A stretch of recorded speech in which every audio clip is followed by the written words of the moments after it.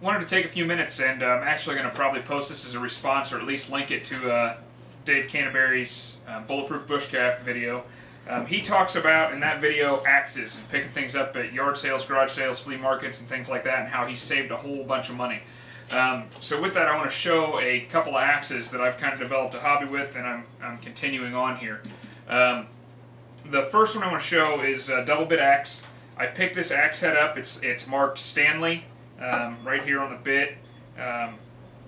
Picked it up at a yard sale for I think $2.50. Rusted, not pitted at all, just surface rust. Was able to bring it home, sand it, wire brush it, put a nice edge back on it, and new helve, and I'm good to go with a really nice double bit axe. It's actually in really good shape. Neither edge had been abused too much. It gives me a great tool for, like I said, $2.50. New handles nowadays are running $12 to $15.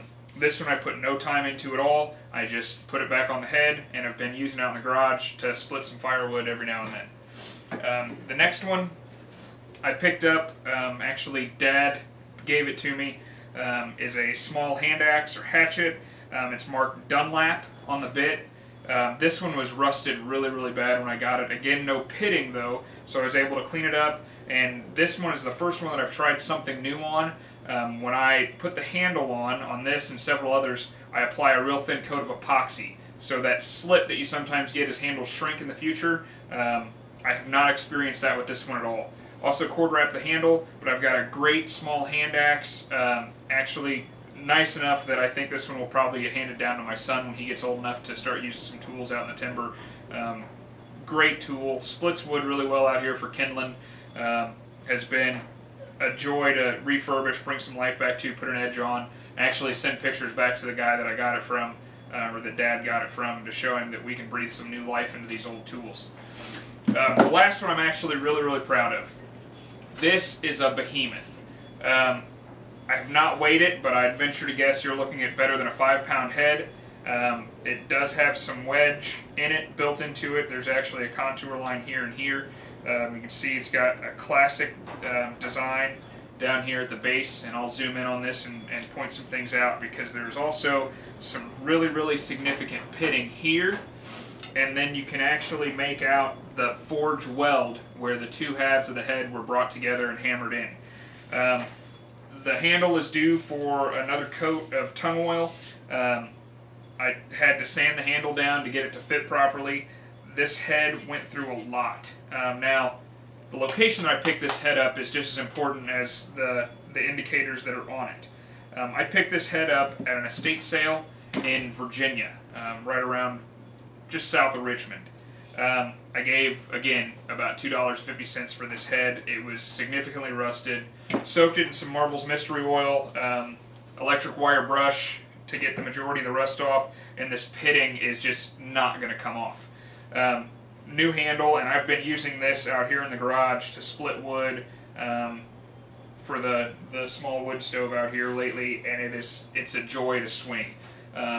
It's weighted, it's a heavy head.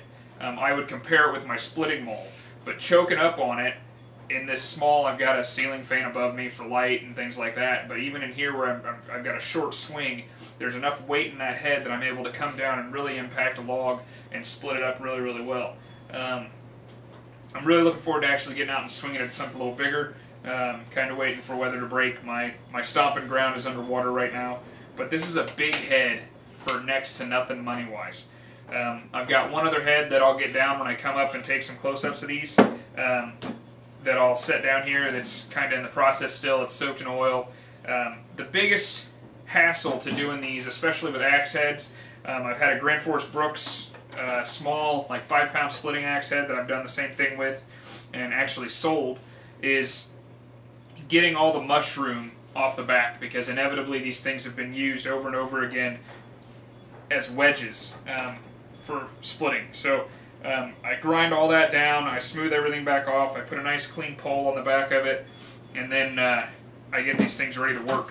So, you know, I'm working with antiques. They're old steel, they're inexpensively picked up, and people generally don't know what they have. I'm able to breathe some life back into them, put them on new handles, and get out and actually use them. I don't own much in the way of closet queens. With tools, knives, axes, anything that I've got is going to get worked, and these are prime examples. So hang around for just a minute. I'll grab that camera, I'll come up. I've got a couple other heads and things that I've worked on. If you've got any questions about any of them, just post a comment, shoot me an email, whatever you want to do, and I will be glad to get back to you and get you a response. Thanks.